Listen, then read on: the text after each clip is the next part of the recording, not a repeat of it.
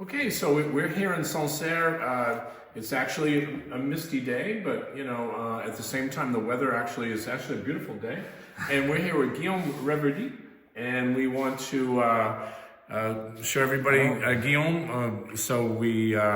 We're tasting the new vintage, and I'm asking a lot of questions to Guiilaume concerning 2024. So he's showing me some new projects that they're doing, actually in Amphora, right? So this is something new that you're doing, yeah. And a lot of people might not know Amphora, but it's they use ceramic, and there's a lot of technical winemaking involved when they're doing ceramic. So he was explaining the differences between what is just the stainless steel Sancerre, right, and something that uses ceramic.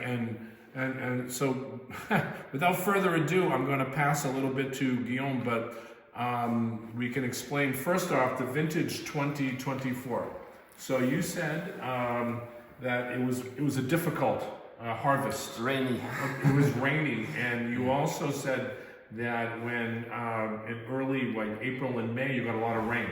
Well, almost double. Almost double the amount of rain in 2024, which could damage the set or the flowering, right? Because everything has a process, right? Mm-hmm. So when you have April, May, if you get too much rain, then what happens is you get some mold. You get disease. You get disease, and that was a very problematic position for you guys this year. Mm. So as opposed to 23, you didn't have as much of this problem.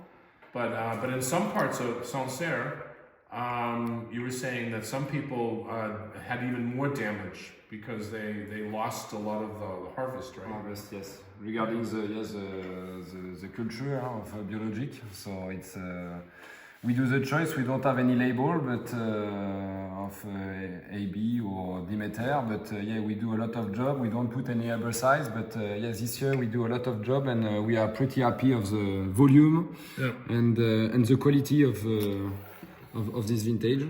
Yeah, and when I taste this, the 24, because we were tasting out of tank earlier, because Guiilaume took us to their actually pretty new facility, which we're quite excited about. We want to share with Liber that we're in Villaduere, which was the original property of Jean-Marie Reverdy, mm-hmm. And they purchased from another Sancerre producer who sold, right? They sold exactly. They sold their domain, mm-hmm. And which added more to Jean-Marie Reverdy's holdings in Sancerre. I think it was 22 hectares that they had of vines, which and a beautiful facility where now they can actually hold more tanks.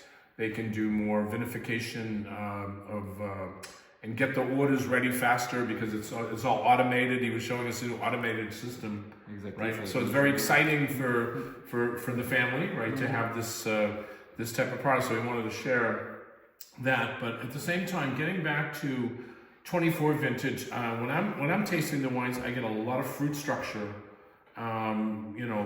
early, right? Because it seems like when I came here in 23, the fruit was a little tighter. Yes, more temperate, and this year it was better. We focus for our vinification on that. We work a lot on the lees to get more fruit, specifically on this kind of year.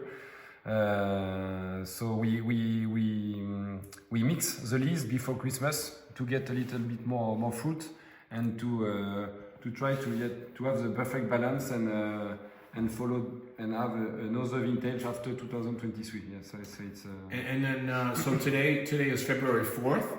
So the bottling will be probably first or second week of March. Is that? Yes, that's the target right now. The target. Exactly. And so it's still another month in the tank, sorting itself out and getting a little more, if you want to say, a little more complex, because you want to keep it, again, just to expand the fruit a little more before bottling. And so it'll be ready, so the new vintage will be ready, bottled in March. So we try to get this for spring. It'll be available for sale. But we feel 2024 is exciting vintage, right? I think It is, yeah. It seems to be more in the mouth, more complexity, more richness, good acidity structure. Not only in Sancerre but in Pouilly-Fumé. So we trade to the Pouilly-Fumé. We use the barrels to do that. Yeah. For that, So they're getting more barrels, and something interesting. They're experimenting with amphora, and you said that not too many producers in Sancerre are doing the amphora. No. Because they want to. There's still people who just do traditional style, stainless steel. They want to just bottle and sell the same way. And I think now that the Reverdy's here, the family feels like it's time to maybe try something unique and different to explain the complexity of Sancerre. And the amphora actually adds a different dimension. Exactly. For this range, yes, yeah. yes. So for the classic, we use barrels. Yeah. So we're tasting the Caillou, which is in stainless steel, and then we're tasting the Caillou that comes with amphora. 100%. Yeah, so you can see the difference. It's very, very, very different in style. But what we were talking about, the amphora is interesting for gastronomy, which is more for top-level restaurants, as opposed to the retail trade is more interested in traditional Sancerre. But the restaurants, might be looking for, they don't want just regular Sancerre. They want something that could add to the equation. So yeah, interesting, because I didn't know they were doing amphora. And it does make a different dimension in the wines, But this is the final, right? This is the, I think, Silex. The Silex. Yes. And so this is something that was quite unique. So when we're tasting the Silex, that doesn't get bottled until May, right? So these are more bottled in March, right? Yeah. So this one is longer in the tank. And the reason why, because it's quite complex and it needs a lot of time to expand inside of the tank. So we got a chance to taste it, and you get a lot more mineral tone out of this, which makes it a little more serious. But again, we always talk about the fact that Guiilaume Reverdy does a wine in Silex. Very few Sancerre producers, right? Yes. Are showcasing the soil composition of the Silex here, the soil, and making it more interesting. Did we get a chance to taste it? This here? Good. So let's taste the Silex. So this is the one with, it doesn't, it's stainless steel. Stainless steel, yes. So this is 100% stainless steel on here. And this is my favorite, by the way. The first time I tasted Silex from these guys, I was like saying, wow, that's a different Sancerre than most. And right off the bat, you can smell the Silex, and it's a, what is it? It's a Silex. It's a stone, but it's like schist. Is it like a harder kind of complex? Or is it limestone, or is it? No, it's limestone. This is silex. This is the name of the rock. Terre blanche, or it's clay, or coyote, it's limestone. But silex, this is the name of the rock. But it's really younger. It's 50,000 years. 50,000. If you compare the clay and the limestone, it's 150,000 years. So it's really older. Wow. And here in Sancerre, close to the river, this is a break. So we have different steps of rock, and the limestone go upstairs and over the silex. So it's. What's the vintage year? 2023.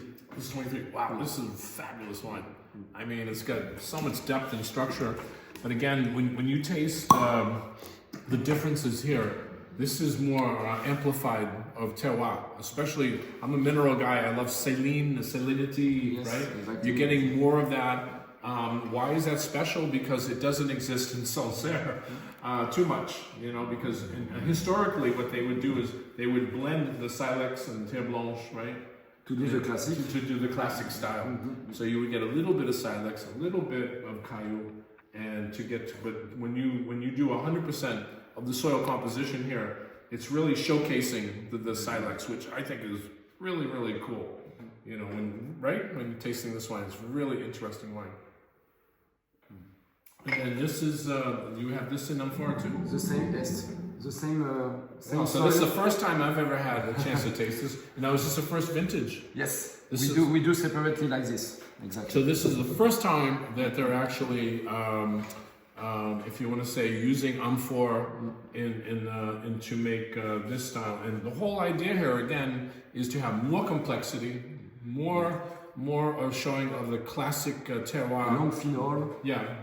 Yeah, and it's a smaller, obviously very small production because the amphora only gives you a certain amount. It's the tank is more 650 liters or so, Yeah. 650 liters. So it's very. Where did small. you get the amphora? Did they come from Italy? Because, Italy, yeah. north of Italy, and Yeah. very familiar Yeah. producer. So it's Wow, so that's incredible because again, we don't see too many Sancerre producers doing this. So hats off to you guys that you're becoming more, avant-garde. Trying something different, right? So let's And taste. it's The ceramic. first time I'm tasting this wine in amphora. And we do the choice of ceramic amphora. It's very important. It's not a clay, it's ceramic to have Oh, this the ceramic, complexity. yeah. It's, Oh wow! So you can see the big difference, So very round here, very structured in the mouth, and this, for people that might not like too much of the silex, I think it holds the silex a little bit, maybe more fruits are coming, right? So, but it's very interesting to taste this. What do you think of the ageability of this wine? So if somebody wanted to buy this wine young, let's say 24, would it age like 5 years, 10 years? yeah, 5 years with the same aromatic, Yeah. but after with the in amphora, In probably more because Really? Yes, Wow. because more structure Yeah. with the micro oxygenation. Yeah. So probably it will be better. Yeah, the best time it will be 5 and 10 years. Probably. Now I can taste them. I can taste the silex. It's very baby for a moment. But Yeah, I think that this wine needs to breathe, I would say, it's kind of funny because we were showing the other day a very young vintage in Burgundy, but you could probably put this in a decanter, yeah. right? Probably it will be better. Yeah. A decanter to air With it some out. hair, exactly. Yeah, which you would never do that normally with regular Sancerre. You just drink and it's good. It's more aromatic, so it's more open directly. Yeah. And, Wow, this is fabulous. Yeah. So And we- 20. Go ahead. yeah, we pick a little bit earlier just to keep this acidity, the natural acidity, Yeah. to keep a little bit longer. Yeah. Here we pick a little bit earlier from before, Yeah. so we have less acidity. So probably we have to drink a little bit earlier. Now we get the natural acidity a little bit bigger, and we probably appreciate a little bit longer. Very exciting, I think, right, for this because again, it's not you do not see too many people in Sancerre making the investment to go out and because they're very expensive to buy amphora. They last for a long time, so that's the good news. Yeah. Is you can use the amphora over and over again, right? I mean, so that's the good thing. But yeah, this is really good. Oh my, beautiful wines. So again, we just wanted to give the report 2024, right? Yeah, To 2024. the vintage, the next vintage up, the vintage to look out for, coming soon to the U.S. market. But again, we wanted to give a shout out to Guiilaume. They're doing a great job making great Sancerre, Pouilly-Fumé, Ménatu-Salon. The red Sancerre is now coming and getting better and better. And we got to give a little bit of praise too for this wine, which is the Sauvignon, the GP, right? Sauvignon Touraine. Not coming from Touraine, the juice, but because they have to bottle it here in Sancerre, it's we're just putting Sauvignon Blanc. But this is fabulous. It's really fresh, clean, It's a beautiful. field side, huh?